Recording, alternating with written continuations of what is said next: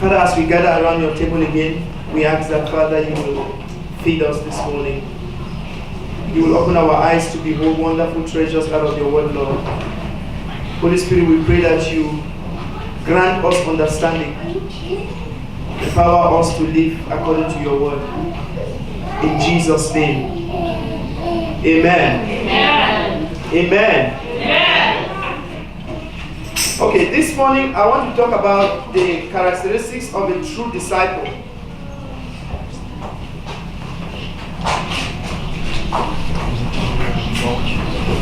Hallelujah. Amen. And my prayer is that at the end of the message, you'll be able to pick something that you can run with. That you get a conviction about something. Hallelujah. I noticed that as the Lord was putting this in my heart, I noticed that I was not going to talk about so many things. That's what I realized. And in the course of putting this together, I just noticed that although I'm titling it Characteristics of a True Disciples, we may end up just looking at one. Amen. But it's better to look at one and delve into it and get a conviction from it and live by it than to talk about 100 things and at the end of the day you don't get anything. First of all, I want to read two scriptures because when we talk about a true disciple, it means that there's a possibility of false disciples, right? Right? If we say a true disciple means there's a possibility of having a false disciple. Okay. Before I get into talking about who a disciple is, I want us to read 2 Corinthians chapter 11 verse 26 and Galatians 2 verse 4.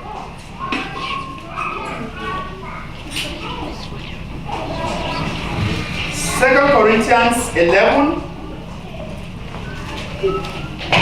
verse 26 and Galatians 2 verse 4.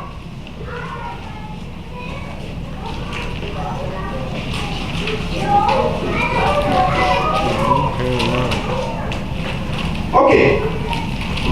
Here Paul is talking about his different sufferings. 2 Corinthians 11 verse 26. He's talking about different sufferings. If you read earlier verses, you notice that. Verse 26 he says, in journeyings often, that is always traveling, in perils of waters, in perils of robbers, in perils by my own countrymen, in perils by the heathen, in perils in the city, in perils in the wilderness, in perils in the sea, in perils among false brethren.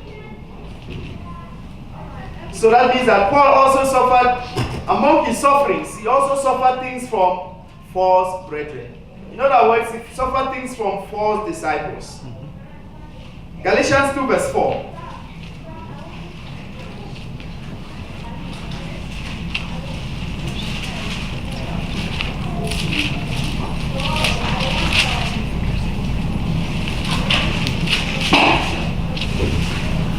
He also talks about false brethren, and that because of false brethren, unawares brought in, who came in privately to spy our liberty, which we have in Christ Jesus, that they may bring us into bondage.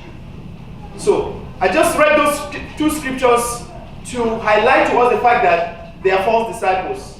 There's a possibility for somebody to be a false disciple. That's why we want to look at. I'm hesitant to say some things because at the back of my mind, I know that we're going to talk about just one. But from the message, we're looking at things that, some signs or marks of a true disciple. The things that make somebody a true disciple, that if you look at somebody, you can know that this is a true disciple or this is a false disciple. Amen. Now, who is a disciple? Let's start from there. Who is a disciple? A disciple is a disciplined follower. That's what a disciple is. A disciplined follower. And you can be a disciple of anybody. But we are talking about disciples of Christ. Okay? Disciples of Christ. So if you say you are a disciple of Christ, you're basically saying by definition that you are a disciplined follower of Christ. Why do we have to follow Christ? Why do we have to follow Christ? Why do we have to be disciples of Christ? Why do we have to be disciplined followers of Christ? And the reason is basic. Is that Jesus is our pattern. Jesus is our example. There's a scripture in the Bible that I can never get tired of reading it. When I read that, I have been gripped, my heart has been gripped by that scripture. John chapter 14. That scripture is new to me every time I read it, because my heart has been gripped by it. John chapter 14 verse 6. Jesus said unto him, in response to Thomas. Thomas asked Jesus, show us the way. Show us the way. Jesus in response said unto him, I am the way. I am the truth. And I am the life. No man cometh unto the Father but by me. I am the way. Jesus is the way. I said one time that if we spend the rest of our lives before Jesus comes talking about that scripture, we will not exhaust it. I'm serious. I am the way, the truth, and the life. Everything we can ever preach about concerning that scripture till Jesus comes, we will not finish it. Because everything we are talking about is about Jesus. And he is either the way, or you are talking about him as the truth, or you are talking about him as the life. So Jesus is the way to the Father. He said, no man comes to the Father except by me. No man can please the Father except looking at my example. Except living the way I lived. Now, the whole purpose of our Christianity is to be like Christ. That is not an understatement. That is not something we can emphasize enough. Because until we get there, we have to keep talking about it. We have to keep talking about ways to be better at it until we get there. Because we are on a journey. The journey to become like Christ, that is the journey we are in. And that journey is a journey of discipleship. Yes. It's a journey of following Jesus. So discipleship actually means to follow Jesus. That's what discipleship means. Means that you're following Jesus. You're learning from Jesus. Because a disciple is a learner. It's an apprentice, if you want to use technical terms. It's an apprentice. Somebody has a profession, say a mechanic, and I want to learn mechanic. I want to learn how to fix cars. If I want to learn how to fix cars, I don't go to a movie theater to learn how to fix cars. I go to a mechanic workshop, and I stay there with the mechanic. I see how he's fixing the cars. I learn from him so that I can start fixing cars too. I become his apprentice. Now, in the same way, if I want to please God, if I want to enter into the glory of God, I have to look at Jesus. You remember Jesus was on earth. God looked down from heaven into Jesus' life, and he said, "This is my beloved Son, in whom I am well pleased. Hear ye him." Listen to him. Now, why did God have to make that confirmation on the first during his baptism, then second during the on the Mount of Transfiguration? Because on the Mount of Transfiguration, you remember that Elijah and Moses appeared, right? And then Peter said, "Let us make 3 tabernacles. One for you, Jesus, one for Moses, and one for Elijah. Let's make 3 tabernacles." In the midst of that, God spoke from heaven and said, "This is my beloved son, in whom I am well pleased. Hear ye him." In other words, God was saying that you don't need to listen to Elijah. You don't need to listen to Moses. You need to listen to Jesus. In other words, God was saying that the pattern that I am setting for you, the pattern that I want you to follow, is not the pattern of Elijah. It's not the pattern of Moses. It is the pattern of Jesus. Now, if God did not speak from heaven, Peter and the other disciples would have still had that perception that Jesus, Elijah, and Moses are on the same platform. Because that was his mindset. Let us build 3 tabernacles. One for you, one for Moses, and one for Elijah. All of you, we have to treat you the same. But the Father now spoke from him and said, "This is my beloved son." It is him you will have to listen to. It is Jesus. So our whole Christianity is that we learn from Jesus. Because God pointed us to Jesus. We learn from Jesus himself said, the book of Matthew 11 verse 28, he said, "Come unto me, all you who labor and are heavy laden, and I will give you rest." He says, "Come, learn from me.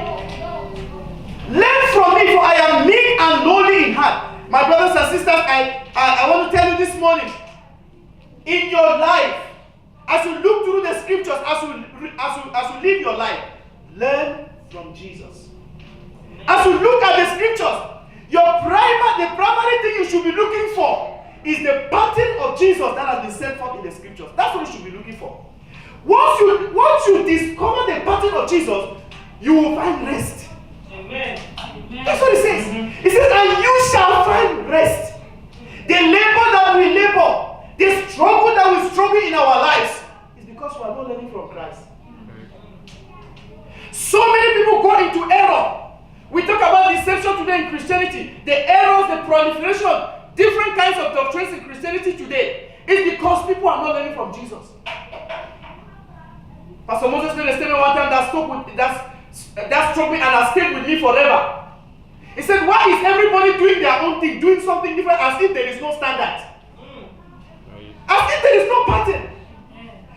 Why is this church doing their own thing like this? Why is this other denomination doing it like this? As if God is confused." God is not confused. When God looked down from heaven and saw, the Bible says that he saw we all like sheep without shepherd. He said we're scattered all over the mountains, everybody going astray. He saw the world in a confused state. He decided to put a standard, to put a pattern, so that we can end our confusion. That's why Romans chapter 10 says, Christ is the end of the law to everyone who believes. That means when you find Christ, when you find the pattern of Christ, your search is over. When you find the pattern of Christ, your struggle is over. When you discover who Christ is, when you discover the life that Jesus lived, when you learn from Jesus, you cease from struggling. You cease from strife. Brothers and sisters, let us learn from Jesus, because Jesus is our pattern. Jesus is our standard.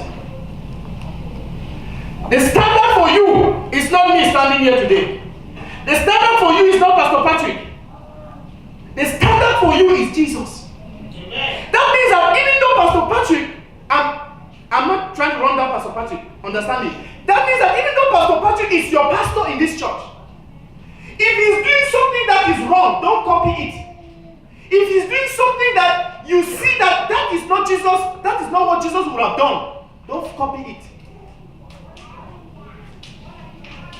That means that if you watch something on TV and it does not look like Christ, don't copy it.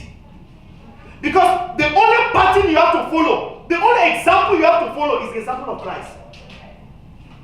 That's the only example you have to follow. A disciple is a follower of Christ. It's not someone who just admires Christ from a distance. It's not a fan of Christ. A disciple is a follower, it's not a fan. It's not someone who just admires Jesus. It's someone who has a desire, A conviction to be like Christ. It's somebody who looks at the life of Christ every time and desires and have a longing in them to be like that. Anytime I see something about Jesus, I ask God, I say, God, make me like this. Help me to become like this. When you compare, when you look at Jesus, the life of Jesus through the Gospels and through the epistles and how Paul talked about him, you looked at Jesus and you looked at others today, religious leaders today, you see a stark contrast. You see that there's a contrast between Christ and so much of what is called Christianity today. And it is our responsibility, you and me, to make the difference. To choose to become like Christ. To choose the way of Christ. To choose that way. Let me read a scripture to us. 1 John chapter 2. 1 John chapter 2, I have the scripture on my screen. 1 John chapter 2 verse 6. He that said he abided in him, ought himself also so to walk, even as he walked. Do you know that there are multitudes of people today, not only today, but throughout the weeks, the days of the week, that flock into several different churches, who say that they are disciples of Jesus, who assume that they are following Jesus, who imagine that they are following Jesus. But when you look at the way they live their lives, it's different from how Jesus would have lived his life. That means they are not followers of Jesus. They are living in an imaginary religious world that makes them believe that they are following Jesus. How can somebody say that he is following Jesus and then he perpetually lies, perpetually cheats, and then he says he's following Jesus? This is not Jesus. This is not the Jesus of the scripture. It's another Jesus. And as I said that, the scripture just came to my mind. 2 Corinthians 11. It's another Jesus.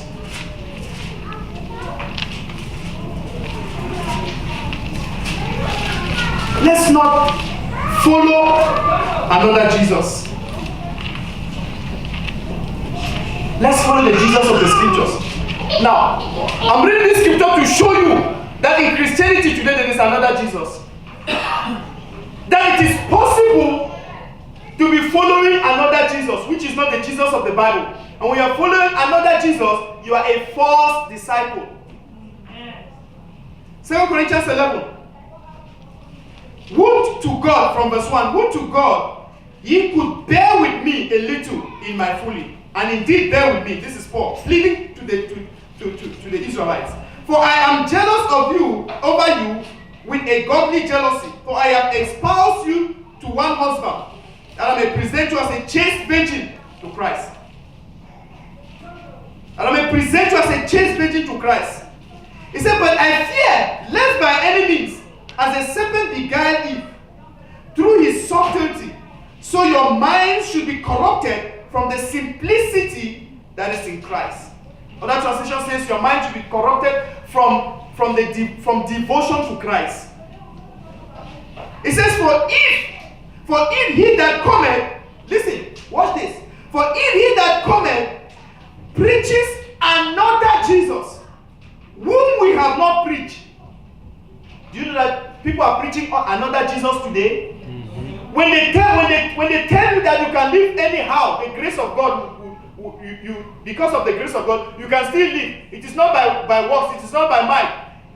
Because of the grace of God, you can live you anyhow, you still enter the kingdom of God. Because of the grace of God. They are talking about another Jesus. That's right. That's another Jesus. When they tell you that you can come into church, and then the other days of the week you can live you anyhow you want to live, then you are coming to church, you are following another Jesus. That's not the real Jesus. It says, for if anyone preaches another Jesus, or if ye receive another spirit. See? There is another Jesus, there is another spirit. It has not ended there. Which ye have not received. Or another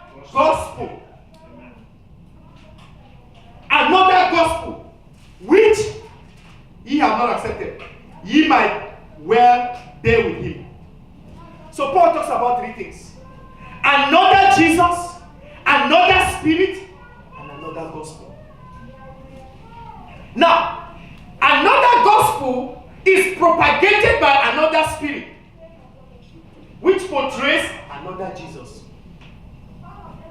So much of what goes on from the pulpit to so many pews today is another gospel. And as you go through this message, you will see that this gospel is missing. I listened to a man of God one time, Brother Zach Ponye. He preached about the missing messages in today's Christianity. And it gripped my heart that in reality, these messages are missing today. Because the preachers are preaching another gospel. Mm-hmm. They're preaching another gospel. And when they are preaching that another gospel, the people are receiving another spirit. And they are believing in another Jesus. And they assume that they are saved. The tragedy is that they will wake up on the day of judgment and realize that they did not believe in Jesus. Now the simple reason is because the way they lived their lives, day in and day out, did not reflect the Jesus in the Bible. And they lived like that because the preachers did not tell them how to live. The preachers told them something else. They preach another gospel.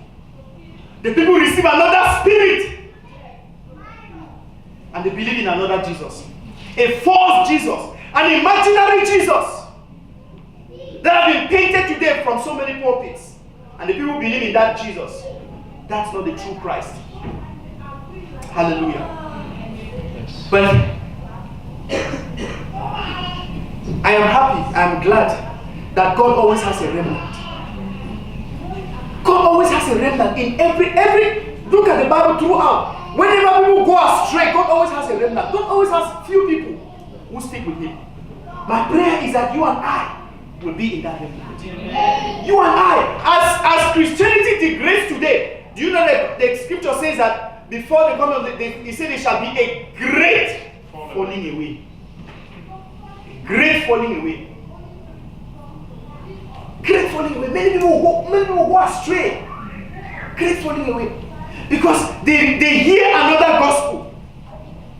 They believe in another Jesus. They receive another spirit. The same scripture, when I read it in a different translation, it says, those who say they live in God should live their lives as Jesus did. You see?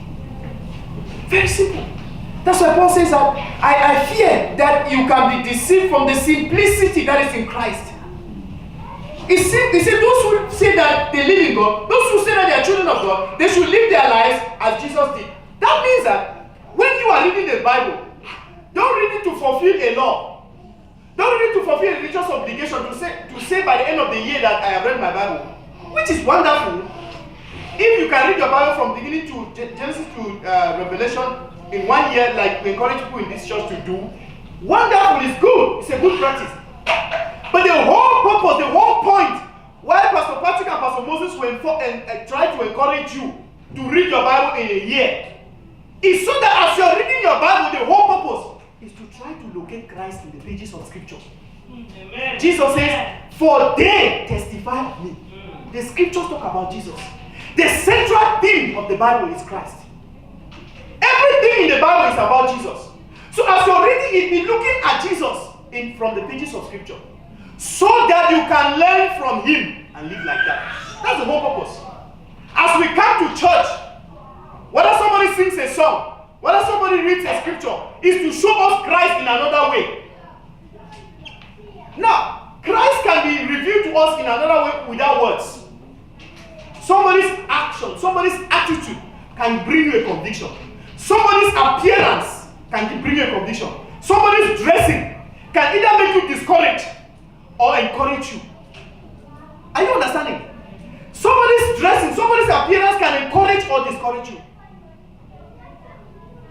So we can preach Christ with words or without words. Hallelujah. Yes. He said those who say they live in God, they should live their lives as Christ did. Now I want to say, show one number one characteristic that's what we're going to be talking about the entire message today. Of a true disciple. True disciple. Number one, self-denial.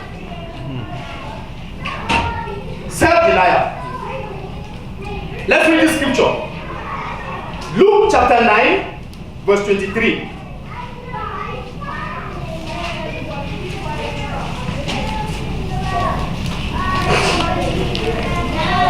Luke chapter 9, verse 23.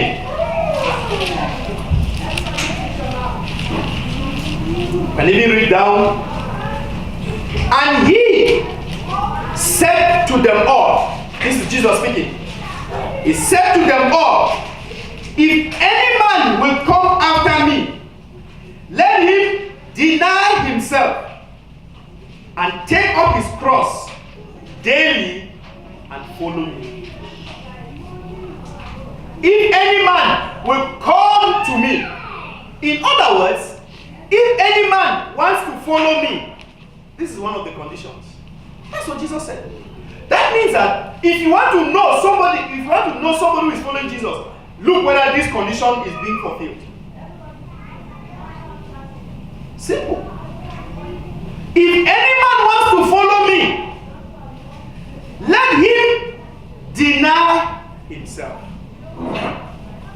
Take up his cross daily and follow me. Verse 24. For whosoever will save his life shall lose it.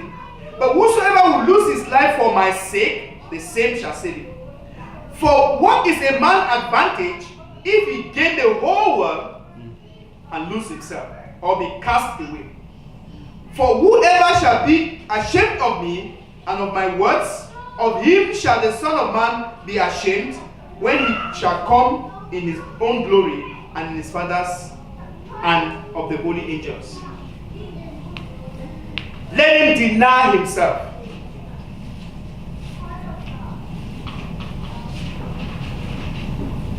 What does it mean? What is Jesus talking about? If any man wants to follow me. Now, let me point this little fact to us. In verse 23, the Bible says he said to them all. To all of them. That means there is no difference. He doesn't pick and choose. Anybody, whether you're wearing a clerical or you're wearing a gown, it doesn't matter. Whether you're living in which house or you're driving which car, if you want to come after me, this is one condition you have to fulfill. He said to them all. He did not speak only to the core inner disciples, the three, Peter, James, and John, all day. He spoke to all of them. So anybody who wants to become a disciple of Jesus, this is one condition. He says he should deny himself. Now let's read that scripture from another translation and see what it says. From Living Bible, if we read it from Living Bible, it says, then he said to them all, anyone who wants to follow me must put aside his own desires and conveniences. He must put aside his own desires and conveniences and carry his cross with him every day and keep close to me. To put aside your own desires and conveniences. Now, you cannot follow Jesus if your desires and conveniences are contrary to the word of God.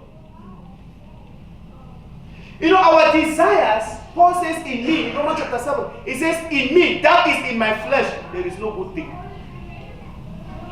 The desires that come from our soul are contrary to the word of God. Contrary to God. Jesus says, if you have to follow me, if you have to come after me, if you have to learn from me, then you have to deny yourself.